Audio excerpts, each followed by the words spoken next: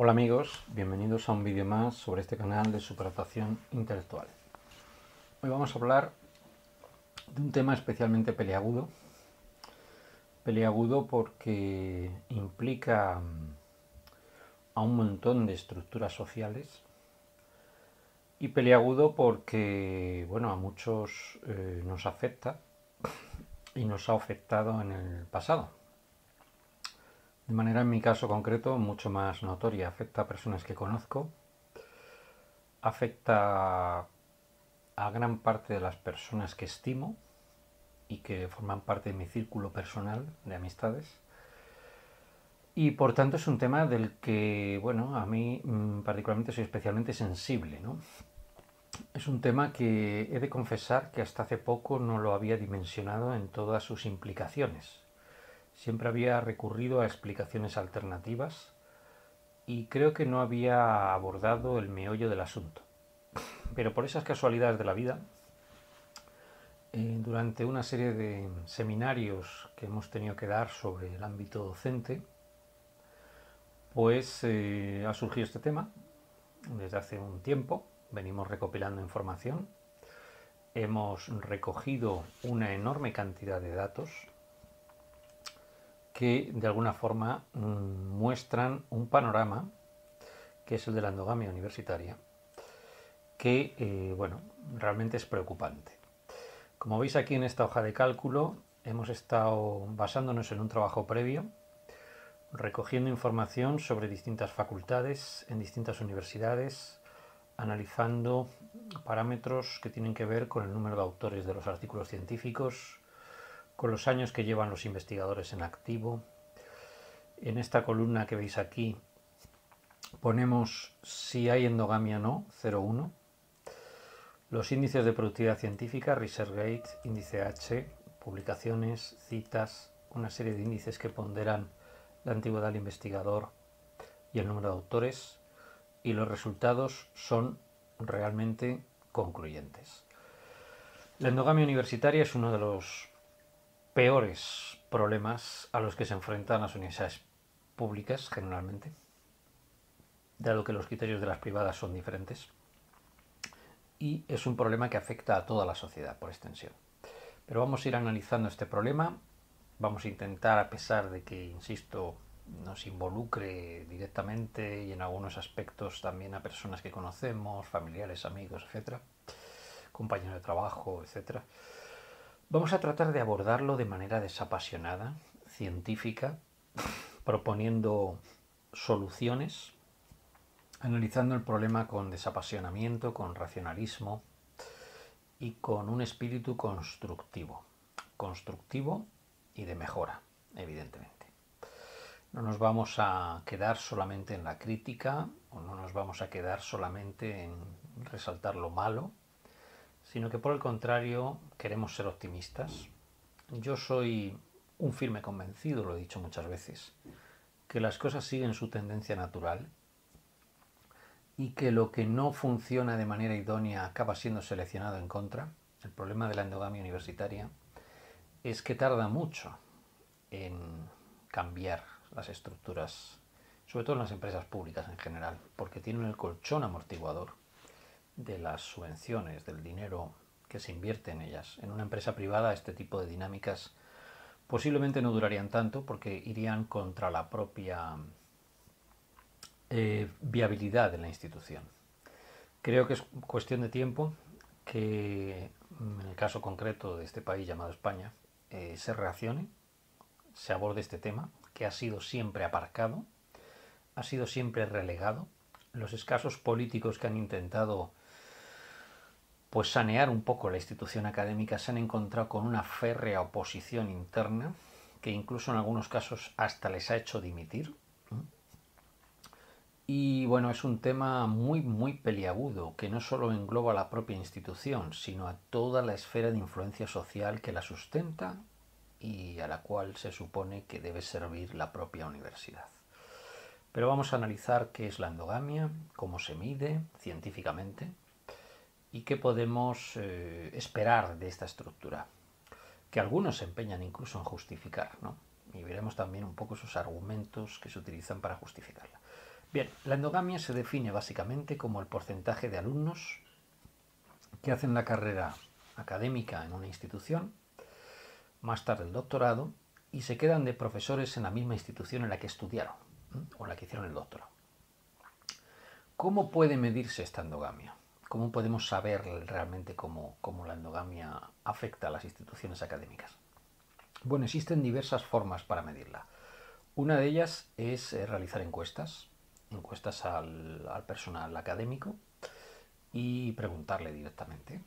Preguntarle no solo si pertenecen a ese colectivo, sino en qué manera las personas que les rodean pertenecen a ese colectivo. Esta es una metodología, pero no es la única. A mí me parece mucho más fiable porque es anónima y porque no exige la participación del académico directa, que es usar las redes científicas. Las redes científicas académicas, ResearchGate, Web of Science, etcétera, Scopus, etcétera. Y ver si el primer trabajo publicado por un investigador, por un docente, por un académico, aparece en la misma institución en la que trabaja. Esta es la metodología que se siguió en algunos trabajos científicos que aparecieron en revistas de mucho prestigio sobre la endogamia universitaria. Concretamente, nosotros nos vamos a basar en un libro, en varias publicaciones científicas, en un libro que analiza el tema de la endogamia y, por supuesto, en nuestra propia experiencia y en la de compañeros de trabajo, amigos, familiares, etc. La variante menos perniciosa de la endogamia es el fenómeno que llamamos silver corder, corderito de plata, podríamos traducir de manera así directa, que son aquellos que hacen el doctorado fuera de la institución en la que han estudiado, o bien el postdoctorado, pero luego regresan. Es decir, son los elegidos por el sistema académico para quedarse en el sistema académico. Suelen ser estudiantes de talento y son la forma menos lesiva de endogamia. Son aquellos estudiantes que han estudiado en una universidad y se les manda fuera para que hagan el doctorado, para que se formen, para que incorporen nuevas ideas a la institución. Esta, insisto, es la forma menos lesiva de endogamia y algunos compañeros y personas que conozco de altísimo prestigio y con un nivel alto académico pertenecen a esta categoría, ¿no?, de los silver corder. Pero la endogamia realmente es un fenómeno realmente preocupante a nivel mundial. La Comisión de Graduados en Educación en Economía la define como una tendencia por emular más bien que por diversificar. Ahí está el problema principal de la endogamia. La endogamia no trata de mejorar la institución, trata de repetir los mismos esquemas. La persona que se forma en una facultad y se queda en esa facultad es una persona que tiene una formación concreta en esa facultad, porque por mucho que se homogenicen los sistemas académicos, las facultades, los departamentos tienen líneas de trabajo preferentes y en esos departamentos pues lógicamente se hace una investigación muy concreta y unas formas de dar clase muy concretas o unos temas que se tocan muy concretos, incluso planes de estudio, por mucho que insisto que haya programas como Bolonia para uniformizar el mundo académico, hay ciertos sesgos y esos sesgos tienden a perpetuarse. Esto va contra, evidentemente, la diversificación, que es base de la ciencia moderna, y sobre todo contra la adaptación a nuevos escenarios. Por sus importantes repercusiones sobre la ciencia y la sociedad, este fenómeno de la endogamia ha generado muchísima investigación. Hay muchos trabajos. El término en inglés es academic inbreeding. Y en este trabajo de Hugo Horta, sobre la comprensión, profundizar en la comprensión de la endogamia académica, los efectos sobre la investigación y la producción científica, nos analiza un poco el impacto de esta endogamia en el mundo académico y nos propone un marco conceptual para su análisis. La pérdida de movilidad, la pérdida de intercambio académico es uno de los aspectos más lesivos de este mundo de la endogamia universitaria.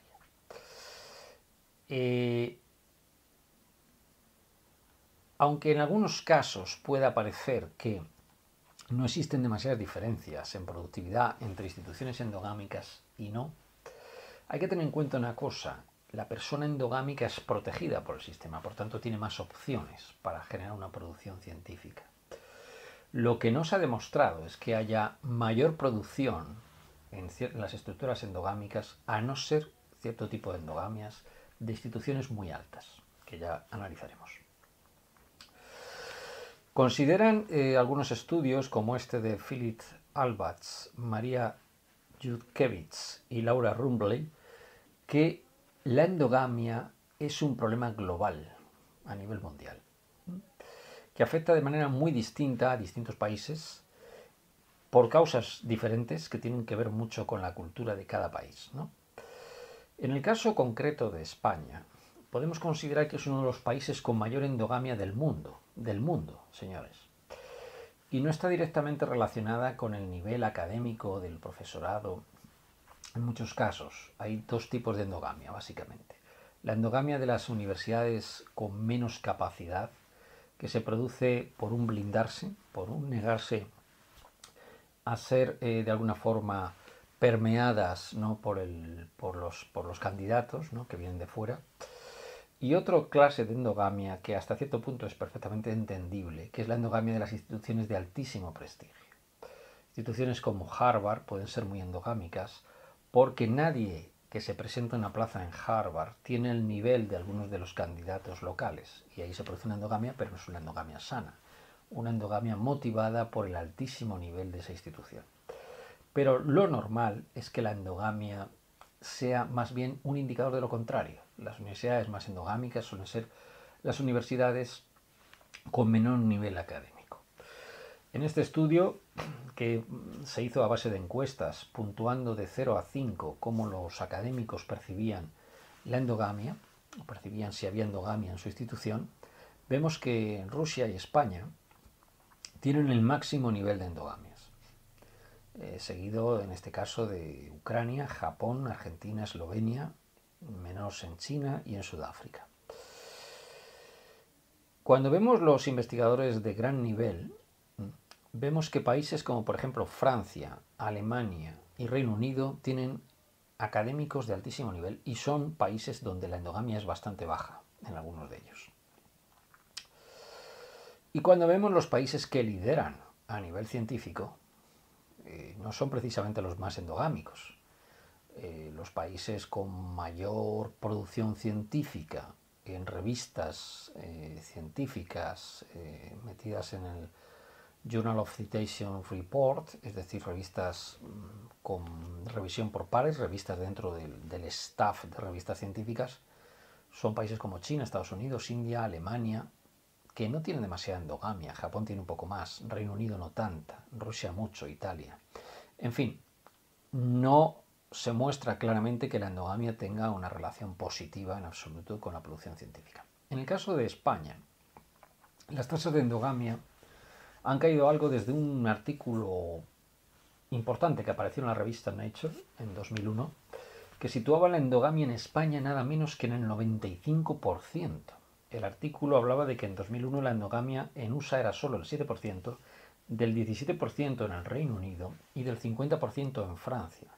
La endogamia en España, a fechas de hoy, a raíz de los datos que nosotros estamos acumulando, que ya os he mostrado aquí, y que engloban más de 300 casos que iremos ampliando con ayuda de algunos alumnos especialmente motivados en este tema, pues, y que han entendido perfectamente las implicaciones que tiene incluso para ellos, y luego las veremos. La endogamia, bueno, pues esto poco a poco iremos recopilando esta información y quizá hagamos un artículo científico al respecto. Pero la endogamia, en un estudio reciente, publicado en el periódico El Mundo, como regionalizado, ¿no?, como un fenómeno que afecta a toda España, pero que de manera muy desigual, vemos cómo la endogamia se sigue manteniendo en tasas realmente escandalosas. Por ejemplo, vemos el caso de Galicia con un 54,5%, englobando a todas las instituciones académicas. El caso de Asturias, 84%.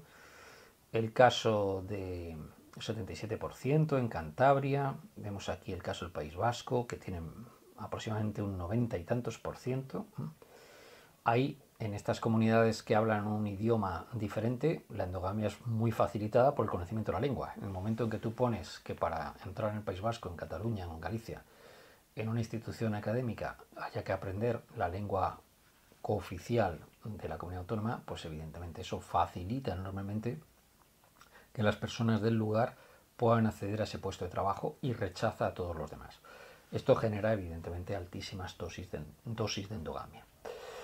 Vemos, por ejemplo, el caso de la Comunidad de Madrid, 65%, el caso de Castilla-La Mancha, 49%, Extremadura también muy alto, 73%, Andalucía 75%.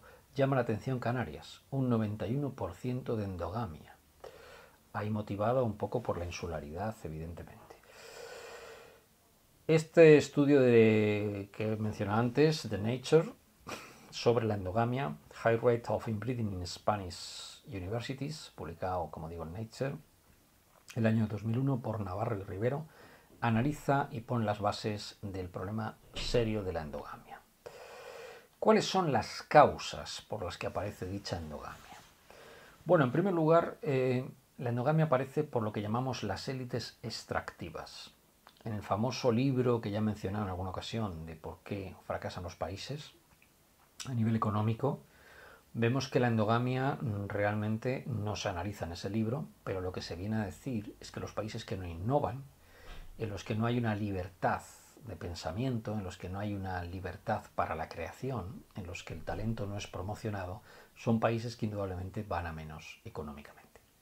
La endogamia no solamente es causa, también es efecto de la corrupción política, del maridaje entre la economía, la política y la universidad, que se ve en muchas instituciones. Y a este tipo de estructuras endogámicas les viene bien una universidad que sea muy dócil para extender el control político regional, un control que ha sido favorecido por el Estado autonómico, que ha generado cosas buenas, indudablemente, pero también cosas muy malas, y es una perversión del sistema. Una perversión del sistema académico que dejó de ser por ciertas reformas, ¿no?, que ocurrieron, como la famosa LRU, la reforma de la universidad, en la que se pasó de un modelo anticuado, evidentemente, de universidad, a uno en el que la autonomía universitaria acabó siendo también un efecto pernicioso en muchos casos, que permite a las universidades un control absoluto sobre sus plantillas y permite favorecer la endogamia. Se crean redes clientelares y se crea un maridaje, como digo, entre la universidad, el mundo económico y político regional, y esto acentúa todavía más esa visión aldeanista, esa visión retrógrada y limitada de universidades dóciles hechas a dedo de los gobiernos autonómicos. Y da igual en qué autonomía estés, en unos casos serán los conservadores los que gobiernan esa autonomía y la universidad será con un perfil político X. En otro caso serán partidos socialdemócratas o partidos regionalistas o partidos independentistas. El problema viene a ser el mismo. Las causas son las mismas. Una corrupción entre ambientes políticos y ambientes académicos y económicos. Un maridaje. ¿Y por qué una corrupción? Porque evidentemente en el momento en que aparece este tipo de estructuras aparece también un clientelismo. Y aparece también un venderse, no al conocimiento, no a la generación de recursos docentes o de investigación neutros, sino a servir de pantalla a ciertas políticas o a justificar ciertas políticas. He dicho antes que hay una clara bipolaridad en la endogamia entre las universidades de altísimo nivel, como puede ser Harvard, Princeton, Stanford, etc., a nivel mundial, donde el nivel es tan alto de los docentes, de los académicos, que evidentemente nadie que venga de afuera o muy poca gente puede competir contra eso. Las mejores universidades del mundo son endogámicas, pero son endogámicas por una causa y, como digo, su alto nivel. La mayor parte de universidades son endogámicas por otras razones, y es precisamente por lo contrario. La endogamia es bipolar, es decir, está en las universidades de altísimo nivel y en las universidades de muy bajo nivel. Por causas contrarias, como digo, las peores universidades en los rankings internacionales generan mecanismos para controlar la posibilidad de que la gente de fuera obtenga plazas. Hasta ahí podíamos llegar, ¿no? Que alguien de fuera nos quite una plaza a mi primo, a mi cuñado, a mi vecino, a mi compañero de partido, al hijo de tal empresario, etc., ¿no? Se considera justificado hacer esta endogamia e incluso se llega a justificar en los periódicos locales, como algunos editoriales en los que se decía, que he leído, que la endogamia era sana porque permitía crear una universidad adaptada a lo local, al entorno, ¿no? Cuando es absolutamente absurdo como comentario, porque evidentemente lo que genera recursos locales es meter gente de alto nivel, no meter al que nació en el pueblo de al lado. Por tanto, la endogamia es un mecanismo defensivo de los mediocres para perpetuarse en las instituciones académicas, generalmente. Esto crea una conciencia de grupo enfermiza.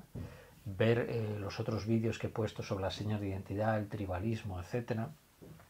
Y sobre todo el vídeo en el que hablo del paso de de oligocracias a meritocracias, porque tiene mucho que ver con esto. Tiene que ver con estructuras caducas, sociales, que tratan de imponer o de seguir imponiendo su férreo control y, por supuesto, también en la universidad. ¿Y esto qué genera? Pues genera que la universidad no funciona a la velocidad de innovación, de producción y de calidad que debería funcionar. Y a largo plazo esto genera, evidentemente, un problema, y es la fuga de alumnos. Alumnos que se van a otras instituciones porque quieren, evidentemente, tener un título que sea homologable en un mercado de trabajo. Y esto genera que cuando vemos las tasas de paro, de desempleo, en alumnos de universidades endogámicas y no endogámicas, evidentemente esto tiene un claro sesgo. Los alumnos que se han formado en universidades endogámicas van a tener generalmente un nivel de formación más bajo y en un mercado laboral global van a estar compitiendo negativamente. Las universidades se llenan de dos grupos de candidatos, los que no se pueden colocar en el mercado privado, los peores alumnos, que acaban en muchos casos de profesores, o los que tienen una altísima vocación y son fantásticos como docentes y como investigadores y que ponen el dinero en segundo plano. Es decir, volvemos a lo bipolar. Así en las instituciones académicas endogámicas tenemos de lo mejor que se puede imaginar a lo peor. ¿Por qué? Porque realmente el que es vocacional, el que es una persona que le encanta el mundo de la universidad, se va a colocar incluso en una institución endogámica porque a él lo que le gusta es ese trabajo. Esto también favorece obviamente la corrupción, porque el que tiene un nivel muy bajo y se ha colocado en la universidad endogámica porque no tiene otro sitio donde estar, pues evidentemente va a ir a por la pasta, va a trincar pasta. Y la pasta en los sistemas públicos se puede sacar de muchas formas. Se puede sacar por proyectos de investigación, desviando fondos, se puede sacar por hacer trabajos para empresas que me están pagando un dineral por justificar cualquier cosa, ¿no? Yo soy una empresa que contamino y, por ejemplo, le puedo decir a un académico que trabaje en los temas de contaminación que me haga un informe favorable o que me haga un estudio que diga que esto no tiene ningún efecto. Yo llego a ver cómo hay gente que justifica hasta la energía nuclear, por ejemplo, ¿no? Que es una energía necesaria, evidentemente, en muchos países, pero una cosa es que sea necesaria, que sea un mal menor, y otra es que me justifiques que hasta pueda ser beneficiosa para el ecosistema, ¿no? Bien, por tanto, esto va a generar dos tipos de profesionales. Los académicos puros, los investigadores puros, los docentes puros, y los vendidos al sistema económico local y político. En un sistema endogámico no hay un perfil claro, ni en un sentido ni en el otro. Puede haber una formación, en algún caso puede haber, como insisto, de lo mejor, una formación fantástica, gente que se ha creado en la institución y que realmente ama su trabajo, pero también gente que, insisto, está en la institución porque no tiene otro sitio donde estar. Sobre todo en ciertas carreras que se dedican menos a la investigación. Yo he visto mucha más endogamia en carreras que tienen una altísima salida profesional y entonces dices, bueno, pues esta gente tiene una salida profesional, ¿por qué está en la universidad? Bueno, pues precisamente porque no son buenos profesionales en el mercado privado. Por ello se pierde eficiencia en ambos sistemas, tanto en el mercado privado como en el mundo académico. Y se generan perversiones como el académico que busca dinero, el académico que está todo el santo día pensando en cómo sacar pasta. Bien, aquí vemos en este otro gráfico también el periódico, en este caso del País, graduados universitarios con tareas de baja cualificación, es decir, lo que se le llamaría el paro de universitarios. Vemos cómo en algunos casos esto es bastante global. y en algunas universidades llega, perdón, en algunas regiones llega a superar, comunidades autónomas llega a superar el 40% de universitarios en paro, con un nivel de formación muy alto. Universitarios que pueden conocer varios idiomas, que tienen incluso máster, que se han formado en universidades endogámicas en muchos casos y que no encuentran en el mercado de trabajo un refrendo a su calidad. ¿Por qué? Porque los títulos muchas veces están devaluados. Se puede llegar incluso a las empresas a decir no quiero graduados de tal universidad en tal asunto. ¿Por qué? Porque no tienen un nivel académico suficiente, ¿no? Bien, otra causa que favorece la endogamia es el aislamiento. En el libro Academic Inbreeding, que he mencionado al principio, que es una de las fuentes que hemos utilizado, se habla de la Universidad de Texas como una de las más endogámicas de Estados Unidos, con un 29%, fíjense. Nosotros, las universidades menos endogámicas en España, duplicamos esta cifra, ¿no? Pues bueno, pues la Universidad de Texas, que es una de las más endogámicas de Estados Unidos, a la fecha de realización de este estudio, llega, como digo, un 29%, y aunque es un área que atrae el talento y la inversión, de hecho está habiendo una fuga de Silicon Valley a Texas debido a su política de bajo nivel de impuestos, ¿eh? Un poco parecido a lo que está ocurriendo en la Comunidad de Madrid, ¿no? En España. Mantenemos impuestos bajos, una política liberal, favorecemos la inversión, por mucho que les moleste a los partidarios de otros sistemas más de tipo socialdemócrata. Esto es un hecho. Es decir, ahí está todo el tema del sureste asiático, todo el tema de Singapur, todas las economías que liberalizan y que bajan impuestos atraen la inversión, evidentemente. Y como digo, en Texas está dando una migración del Silicon Valley, pero a pesar de eso es una universidad bastante endogámica. Otro factor que favorece la endogamia es el bajo nivel cultural general de la población. Las personas de bajo nivel cultural suelen ser más endogámicas. Las personas que viajan, decía un compañero que la endogamia se cura viajando. Bueno, pues las personas que no han tenido un intercambio cultural con otros pueblos, con otras regiones, que han nacido en su terruño y que se han criado en su terruño, han estudiado en su terruño y prácticamente no han salido de su terruño, pues obviamente son los más endogámicos de todos, ¿no?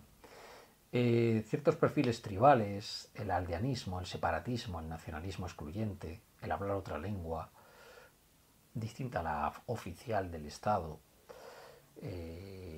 Bueno, hay lenguas cooficiales, pero el empeñarse en solo hablar esa lengua minoritaria, pues puede favorecer la endogamia, ¿no? Por tanto, es un problema cultural y de aceptación de la diversidad, ¿no?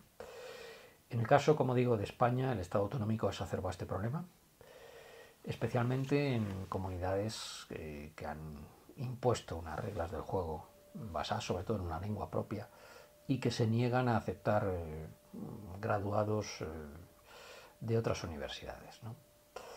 Bien, en este artículo, publicado en Higher Education Quarterly, cómo los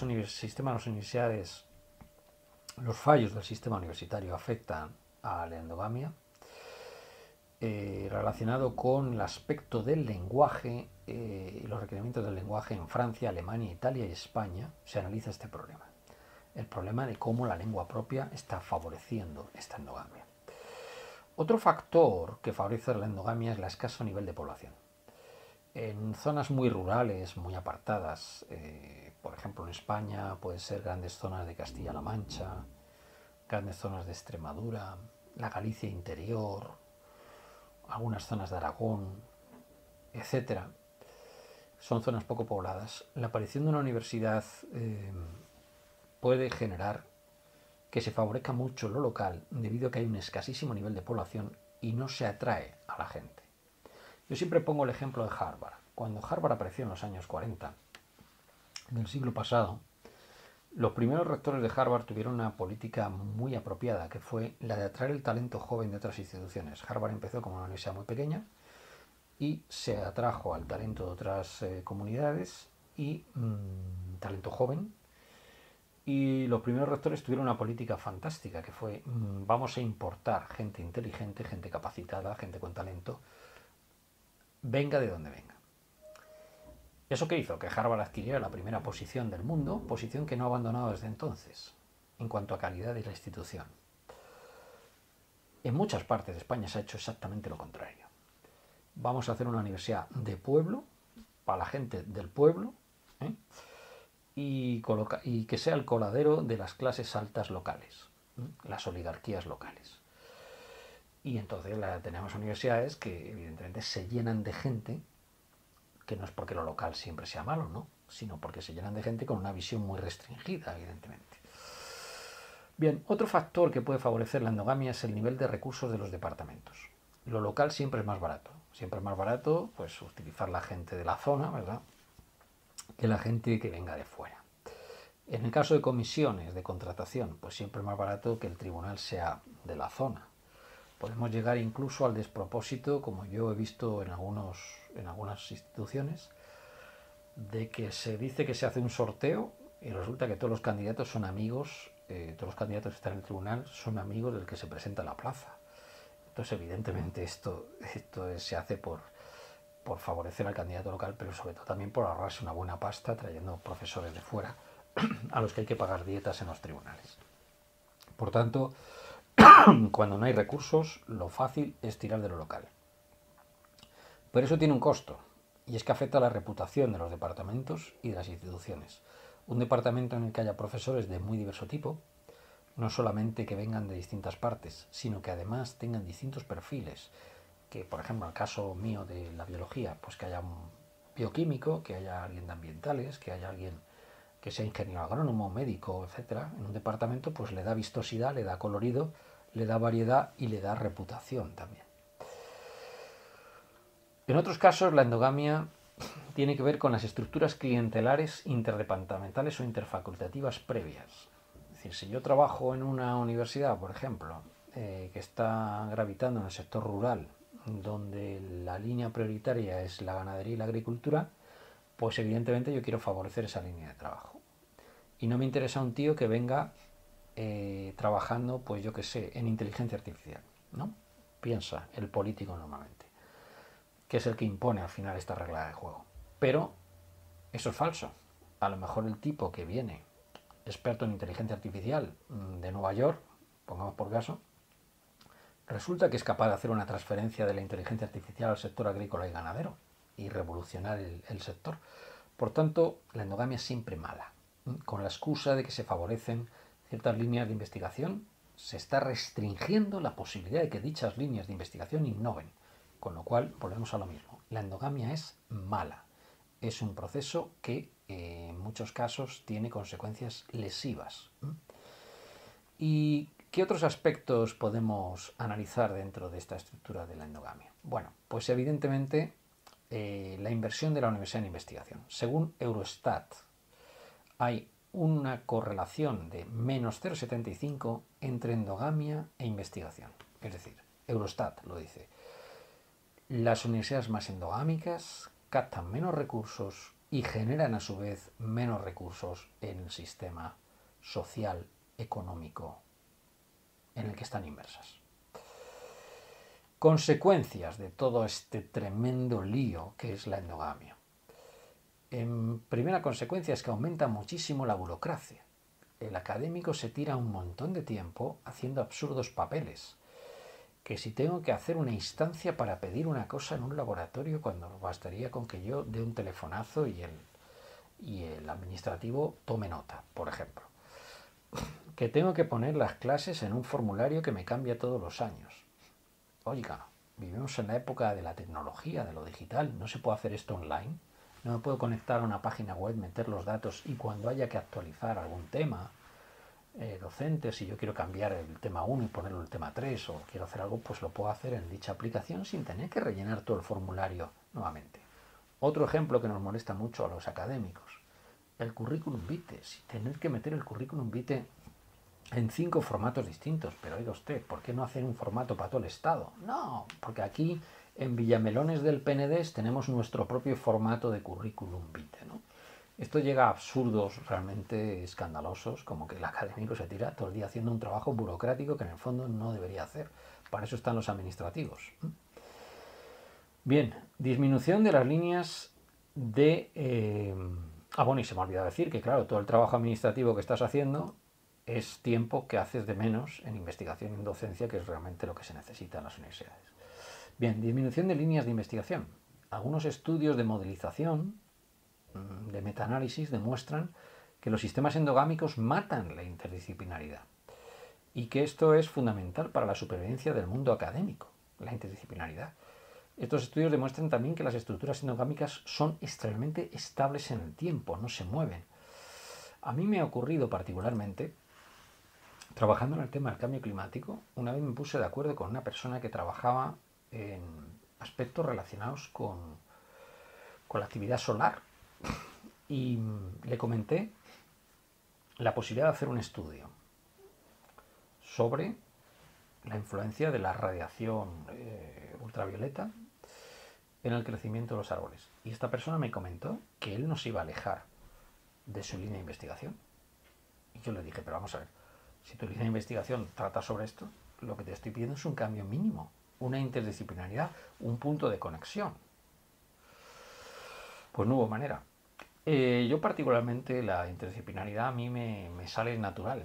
Es decir, yo siempre he trabajado con gente de ingeniería. Yo en caso concreto mío soy biólogo, he trabajado con ingenieros agrónomos, con veterinarios, con forestales, ingenieros forestales, con matemáticos en algún caso, y siempre he aprendido muchísimo de toda esta gente, incluso con gente de ciencias sociales. Y ha sido enriquecedor siempre, por lo menos para mí. Yo espero que yo haya podido enriquecerles a ellos también. Pero no es lo normal. Lo normal es que la gente se blinda, como llamamos burros con orejeras, ¿verdad?, en una línea, y voy a trabajar en un escarabajo de la patata durante 50 años. Y tú vas y le dices, oye, las técnicas que estás utilizando con el escarabajo de la patata, ¿por qué no las usamos en la procesionaria del pino que está atacando todos los pinares de Castilla? Y básicamente se supone de que utilices la misma técnica con otra cosa. No, mi especialidad es el escarabajo de la patata y yo no voy a salir. Pero oiga, si es que casi no hay patatas en su comunidad autónoma, ya, pero yo me especializo en esto, ¿no? Y entonces uno acaba especializándose en cosas que a lo mejor no tienen mayor trascendencia o mayor interés, pero son su línea de trabajo. Esto indudablemente lo fomenta la endogamia. En este Journal of Computational and Applied Mathematics, Stefano Mazzoleni, Lucia Russo, Francesca Giannino, Gerardo Toraldo y Constantino Sietos analizan este problema en Italia, ¿no? Cómo mata la interdisciplinaridad la endogamia. Otro factor importantísimo de la endogamia es el aumento de los casos de acoso laboral. Las universidades son sitios donde se da un alto nivel de acoso laboral en muchas partes del mundo. Y estos casos de acoso son motivados normalmente por gente que tiene un alto poder político dentro de las universidades y que ve cómo puede hacer y deshacer lo que le da la gana, alterándose. Incluso, yo siempre he dicho que en las universidades se da mucho la prevaricación administrativa. Y se ve habitualmente, en algunas instituciones lo he visto, ¿no? Como, bueno, pues hay gente que se salta a la torera a ciertas normas, ¿no? Y todo el mundo calla. ¿Por qué todo el mundo calla? Pues porque evidentemente mirar para otro lado es lo fácil, no te enfrenta contra la estructura endogámica, y la estructura endogámica se va haciendo cada vez más fuerte, cada vez cometen más errores, también dicho sea de paso. Yo siempre he dicho que el día que haya una auditoría externa fuerte, seria en algunas instituciones, no una auditoría dirigida, por mucho que se diga, no, es que hay una auditoría externa, no.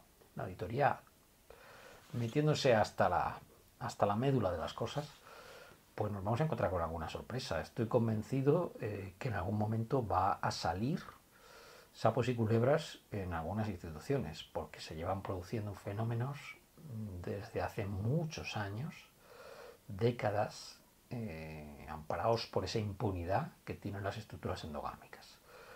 ¿Y esto qué genera? Pues genera en el tiempo una forma de hacer las cosas totalmente viciada, retorcida, y que al final favorece a los acosadores. Y el que no quiere plegarse, que muchas veces no se trata tampoco de que tú te opongas, sino que simplemente no quieres participar en ese tipo de estructuras, como comenté en alguna ocasión, en algún vídeo, equiparando a la historia de ese famoso policía de Nueva York, Sérpico, ¿no? Aunque tú no quieras participar, eres visto como una amenaza para el sistema porque no te quieres pringar en todas esas cosas que hacen los demás, ¿no? Entonces esto genera acosos, indudablemente. Y cuando el acoso adquiere unos tintes de acoso al diferente, de acoso al que viene de fuera, de acoso al forastero, ¿no? Pues hablamos de xenofobia. La xenofobia es causa de estructuras endogámicas, pero las estructuras endogámicas generan a su vez xenofobia, ¿no? Hay un maridaje entre ambas cosas. Bien, indudablemente todo esto va a generar que los chavales jóvenes que se forman en las universidades pues vayan a tener que emigrar fuera, en las universidades endogámicas. ¿Por qué? Porque no encuentran trabajo, porque la universidad ha perdido eficiencia, ha perdido frescura, ha perdido interdisciplinaridad, ha perdido su capacidad para generar, para ser motor económico. Acaba siendo, como digo, el coladero de los cachorros de las clases altas empoderadas que ha generado el Estado autonómico, de las oligarquías locales. Y gracias a eso, ¿qué se produce? Se produce una situación muy perjudicial para la sociedad. Pero el tinglado está muy bien montado.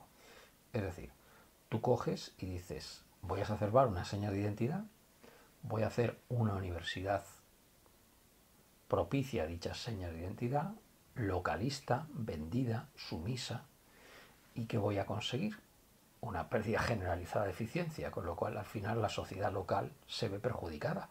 No se innova a la tasa que se debería, no se generan conocimientos a la tasa que se debería, y no se genera un mercado laboral, por tanto la región no se desarrolla, porque las oligarquías nunca han sido buenas, más que para, como dice el libro, porque fracasan los países, son élites extractivas. Esas élites extractivas son las que chupan los recursos públicos de la universidad para cuatro y no tienen en cuenta la importancia que tienen las universidades como motor del desarrollo local.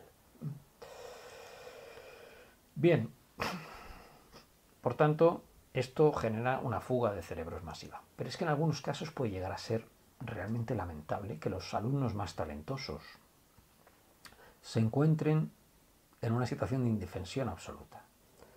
Yo he sido testigo de dos alumnos que obtuvieron un premio de iniciativa joven, de estos premios que se dan a los emprendimientos en el campo universitario.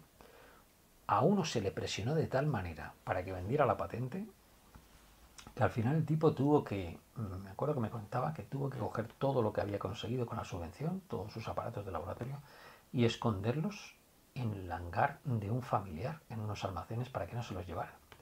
Los llegaron a amenazar con no darle más subvenciones. Y el tipo al final montó una empresa privada y le va bastante bien. Pero no se vendió al sistema. Resistió. Y lo tuvo muy difícil. Estaba desesperado el muchacho. Y en otro caso, que fui testigo también, esta persona sí, vendió la patente y puso una peluquería, la chica. Y en estos momentos hay alguien que se está forrando con la patente de este joven. Es decir, el truco consiste en que te vamos, como estás deseando trabajar, eres joven, acabas de terminar tu carrera, vamos a hacer un premio del emprendimiento, ¿verdad? Y puede optar todo el mundo. Y te vamos a dar, pues, 300.000 euros por tu iniciativa. Y ahora nos quedamos con tu iniciativa. Y esa la explotamos nosotros. ¿Eso es crear emprendimiento joven? Es una política parasitaria que evidentemente tiene que ver, insisto, con esta endogamia y estas élites extractivas. Menor adaptación a escenarios cambiantes. Indudablemente las instituciones endogámicas no dan solución a los problemas nuevos que aparecen, repiten los mismos esquemas una y otra vez, porque aquí lo importante no es la innovación, sino mantener un poder establecido. Las personas más creativas, como los superdotados, son personas indómitas, son personas... no hace falta más que ver cómo estoy atreviéndome a tocar este tema, que es un tema tabú en las universidades. Bueno, pues evidentemente nosotros no nos plegamos a las élites extractivas ni a nada. Nosotros tenemos nuestra propia forma de pensar, no vamos contra nadie, pero sí que vamos a favor de la verdad y de las cosas que se hagan correctamente. Por tanto, evidentemente, lo primero que hace una estructura endogámica es parasitar a las personas creativas. Yo me he negado a trabajar con muchas personas debido precisamente a esto. Y trabajo con gente particularmente de fuera de las instituciones en las que he estado, de fuera incluso del país. Esto me da una tranquilidad mucho mayor que trabajar con gente local que está vendida al poder político y que sabes que cualquier cosa que hagas va a acabar siendo utilizada por dicho poder político y económico, con lo cual te quedas bueno, pues con la sensación de que estás siendo utilizado descaradamente. Bien, Hemos dicho que en algunos estudios puede que no haya tanta diferencia de producción entre las redes clientelares endogámicas y la persona aislada no endogámica, como puede ser mi caso, pero realmente si pensamos que se apoyaría o que se apoyara a la persona independientemente de que fuera o no endogámica, es decir, que las reglas del juego fueran iguales para todos, veríamos como hay un aumento generalizado de productividad, porque la mayor parte de estudios sí que hablan de una pérdida de productividad en las estructuras endogámicas. Lo que sí se ve de manera muy clara es una menor calidad de dicha producción. Es decir, aunque la productividad en algunas instituciones sea similar entre las endogámicas y no endogámicas, sí que es cierto que en muchos casos se inventan esto de llamamos revistas locales o nacionales, donde la gente publica mucho, ¿no? Vamos a hacer en la facultad de Villamelones del Penedés el Journal of Villamelones del Penedés Research, ¿no? Y ahí vamos a publicar todos. Esto es lo que en muchos casos se ve, ¿no? Un indicador que se considera incluso mejor que la de producción científica es la baja movilidad. La persona endogámica no se mueve, la persona endogámica no viaja mucho, no se va a otras instituciones, como mucho se cruza, por ejemplo, en algunas universidades fronterizas, ¿no?, que están al lado de otro país, como mucho se cruza 20 kilómetros y hace la estancia ahí al ladito. ¿Por qué? Porque es un requisito hacer la estancia en otro país. Bueno, pues voy a coger, si vivo en el norte de Cataluña, por ejemplo, pues me voy a Francia o Andorra. Y si vivo en el sur de Galicia, pues me voy a Portugal. Y entonces ya está, ya he hecho la estancia. Esto es un poco lamentable, la verdad.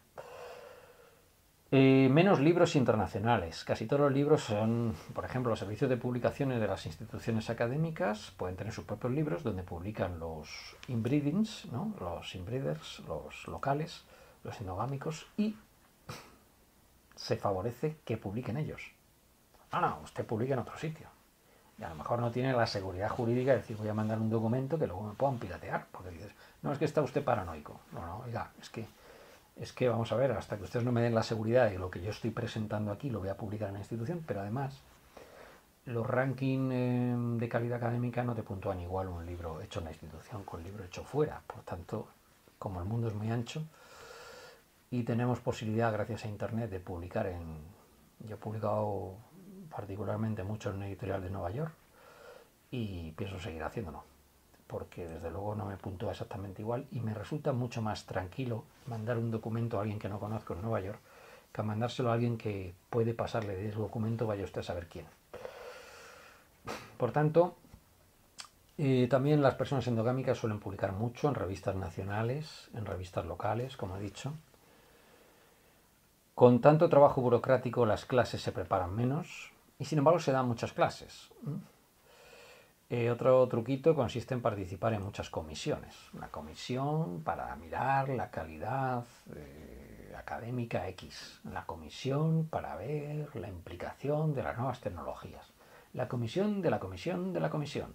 Ahora vamos a comisionarnos para hacer una comisión sobre la reglamentación del marco europeo de educación superior dentro de la innovación docente, académica, de la incorporación de la enseñanza virtual dentro de los colectivos minoritarios de LGTBI, mujeres, etcétera, dentro de un espacio de educación superior. Vamos a hacer una comisión para eso. Y otra comisión para controlar la comisión anterior, porque de esa forma vamos a tener una objetividad mucho mayor. Bueno, y al final se pierde una enorme cantidad de tiempo en hacer este tipo de tareas. Y encima te van a puntuar en las evaluaciones si usted ha participado en los desayunos de la ciencia del pueblo o los desayunos con periodistas del ámbito divulgador. Pero vamos a ver, ¿aquí qué es lo que importa? Lo que importa es cómo da usted la clase, ¿no? Cómo está usted investigando. Bueno, eso va a puntuar un 10%. El resto va a ser todo tareas de este tipo, que además tiene una implicación política tremenda. Ya hemos hablado del menor reconocimiento de los graduados de las estructuras académicas endogámicas.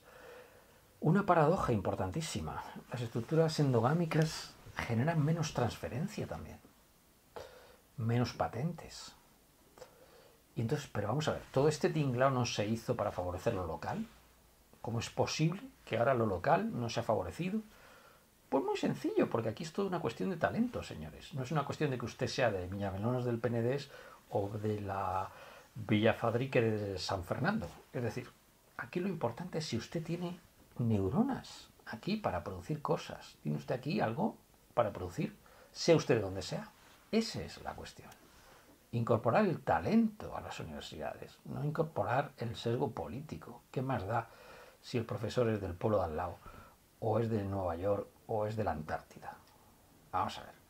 ¿Tiene calidad? ¿Es un buen docente? ¿Es un buen investigador? Pues ya está. Y lo demás es superfluo. Pero esto no se entiende. Por tanto, la transferencia a la sociedad queda restringida. Menor número de tesis internacionales, otro indicador que hablan estos autores del libro sobre Academic Inbreeding y las publicaciones que hemos consultado. Los fondos europeos, los fondos son sobre todo regionales, los fondos de financiación, y en muchos casos, y esto es una cosa que a mí me parece escandalosa, son fondos de infraestructuras, no son fondos destinados a la investigación por sí misma. Es decir, por ejemplo, yo puedo optar a un fondo para mejorar mi laboratorio. Pero realmente, ¿para qué están esos fondos? Para infraestructuras, sí. Pero de manera encubierta se está dando fondos de investigación a personas concretas. Y no debería ser así.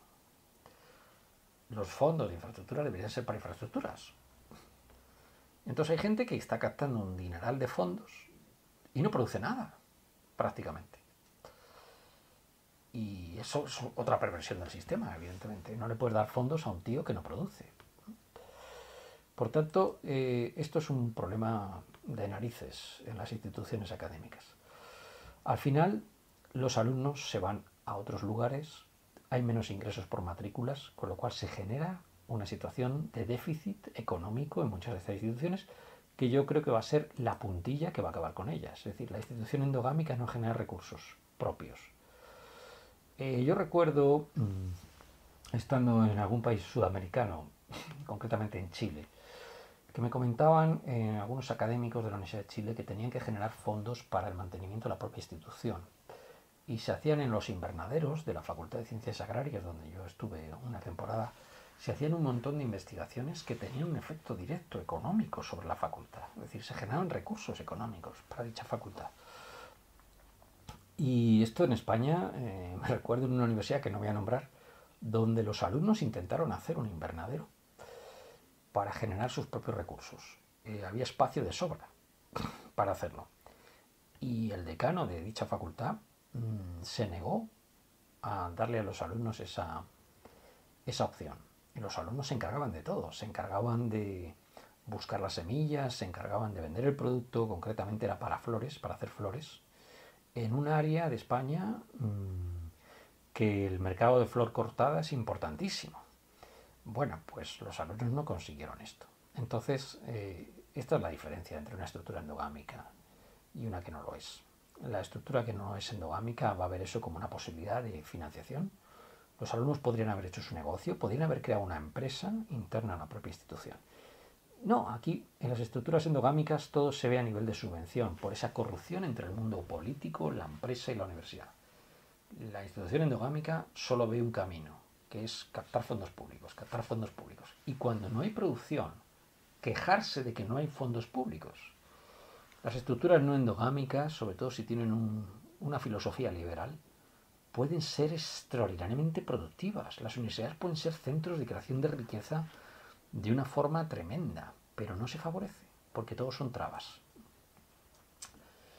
Las redes de colaboración de las personas endogámicas son muy escasas. Apenas colaboran, como mucho con el del pueblo de al lado o con el del país que está a 10 kilómetros o a 3 kilómetros. Estas redes colaborativas son precisamente lo que favorece pues el intercambio interdisciplinar, ¿no? Despilfarro de recursos. Se pueden dar fondos para actividades que sean de lavado de cara, ¿no? Pues vamos a hacer un paripé aquí y vamos a generar pues un montón de activos políticos, ¿no?, con esta actividad, cuando realmente no sirve para nada, ¿no? Y por supuesto aumento de los casos de corrupción. Se ve lo académico no como generación de conocimiento, sino como justificación del poder político local. Y aquí lo que menos importa es la formación. Soluciones en este vídeo que está saliendo demasiado largo ya, pero porque es un tema muy complejo. Soluciones hay muchas. Vemos el caso, por ejemplo, de Alemania. Alemania tiene una tasa de endogamia menor del 1%. No se admite una institución académica con una tasa de endogamia que supere el 1%. Está prohibido por ley.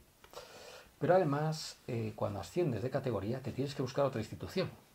Conozco el caso de uno de los mejores climatólogos del mundo, dendroclimatólogos, trabaja en cambio climático, y se tuvo que cambiar de institución porque lo nombraron director de su departamento. Entonces, al acceder de investigador a director, tuvo que cambiarse de institución. Entonces, claro, esto impide la endogamia y da una seguridad tremenda a los investigadores que trabajan en estas redes académicas no endogámicas, porque tienes claro que a ti te van a valorar por lo que produces y no exactamente por dónde has nacido o por de quién eres amigo, ¿no? En Estados Unidos está prohibido por ley trabajar donde leíste la tesis. Otra forma de controlar la endogamia. En Francia hay cuotas endogámicas por universidades. En este caso lo pone cada universidad, creo recordar. O quizá el Estado, no recuerdo exactamente bien. Pero hay una cuota, que es lo importante. En Turquía las oposiciones se abren a nivel internacional. Bien, llegas a este punto como corolario, decir que la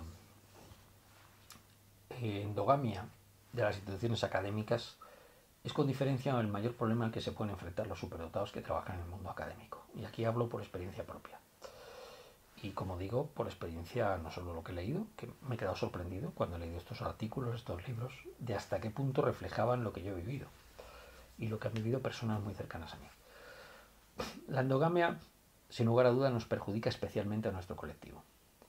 Porque si ya de por sí somos personas diferentes, somos personas que tenemos cierta independencia en una estructura endogámica con ramalazos xenofóbicos claros, lo tenemos, estamos señalados. O sea, yo estoy convencido que desde hace muchos años yo tengo aquí un círculo, ¿no?, con una diana así puesta.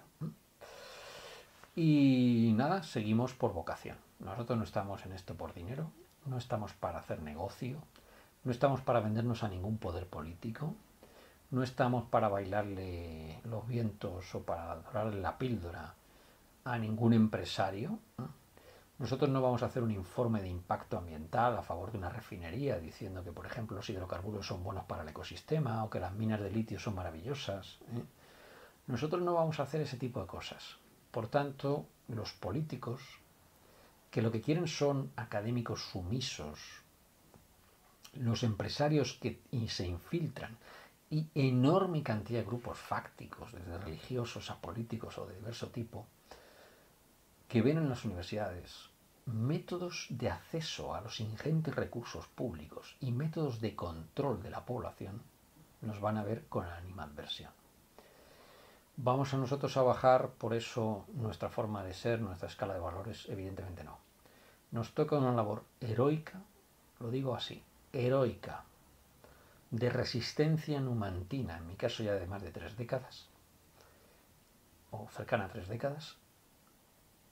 ¿Y qué nos sostiene? Porque la gente se queda sorprendida. Pero bueno, ¿por qué este tío hace estas cosas? ¿Por qué no participa en esto, en lo otro? Si es tan fácil conseguir pasta, basta poner la mano así y mira para otro lado. No.